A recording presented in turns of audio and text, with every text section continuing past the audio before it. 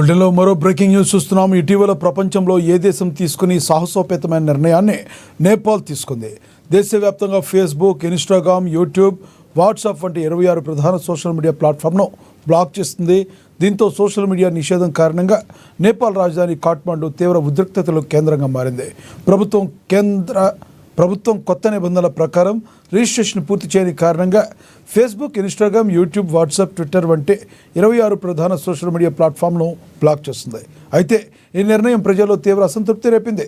ముఖ్యంగా విద్యార్థులు, యువత, జర్నలిస్టులు, పౌర సమాజ ప్రతినిధులు కాఠ్మండు, మైటీ ఘర్ మండల, న్యూ బనేశ్వర్ వంటి ప్రాంతాల్లో భారీ స్థాయిలో నిరసనకు దిగారు.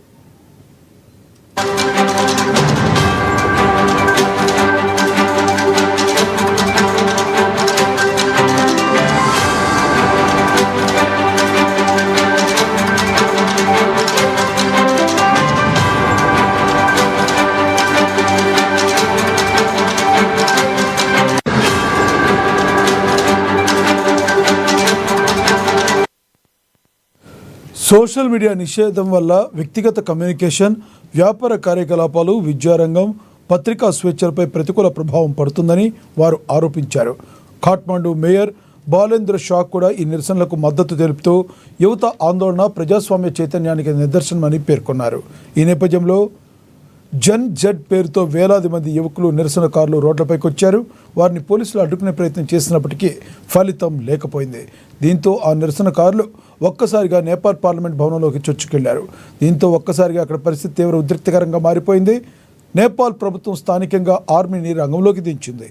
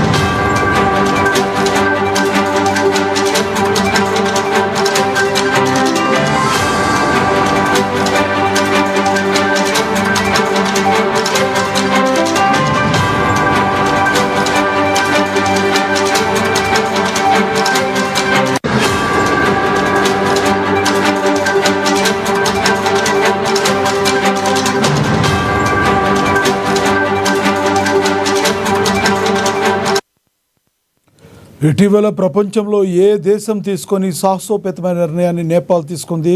దేశవ్యాప్తంగా ఫేస్బుక్, ఇన్స్టాగ్రామ్, యూట్యూబ్, వాట్సాప్ వంటి 26 ప్రధాన సోషల్ మీడియా ప్లాట్ఫామ్లను బ్లాక్ చేస్తుంది. దీంతో సోషల్ మీడియా నిషేధం కారణంగా నేపాల్ రాజధాని కాఠ్మండు తీవ్ర ఉద్రిక్తతలకు కేంద్రంగా మారింది. ప్రభుత్వం కొత్త నిబంధనల ప్రకారం రిజిస్ట్రేషన్ పూర్తి చేయని కారణంగా Facebook, Instagram, YouTube, WhatsApp, Twitter వంటి 26 ప్రధాన సోషల్ మీడియా ప్లాట్ఫామ్లను బ్లాక్ చేస్తుంది.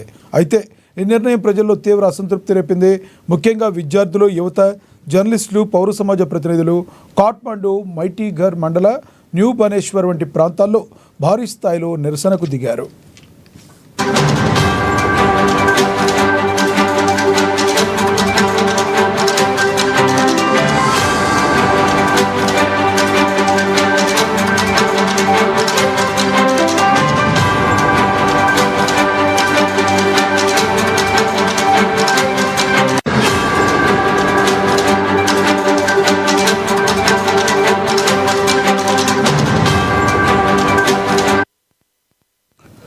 సోషల్ మీడియా నిషేధం వల్ల వ్యక్తిగత కమ్యూనికేషన్, వ్యాపార కార్యకలాపాలు, విద్యారంగం, పత్రికా స్వేచ్ఛలపై ప్రతికూల ప్రభావం పడుతుందని వారు ఆరోపించారు.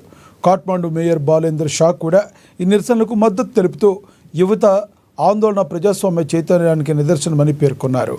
ఈ నేపథ్యంలో జన్ జెడ్ పేరుతో వేలాది మంది యువకులు, నిరసనకారులు రోడ్లపైకి వచ్చారు. వారిని పోలీసులు అడ్డుకునే ప్రయత్నం చేసినప్పటికీ ఫలితం లేకుండా పోయింది. దీంతో ఆ నిరసనకారులు ఒక్కసారిగా నేపాల్ పార్లమెంట్ భవనంలోకి చొచ్చుకెళ్లారు. ఒక్కసారిగా అక్కడ పరిస్థితి తీవ్ర ఉద్రిక్తకరంగా మారిపోయింది. నేపాల్ ప్రభుత్వం స్థానికంగా ఆర్మీని రంగంలోకి దించింది.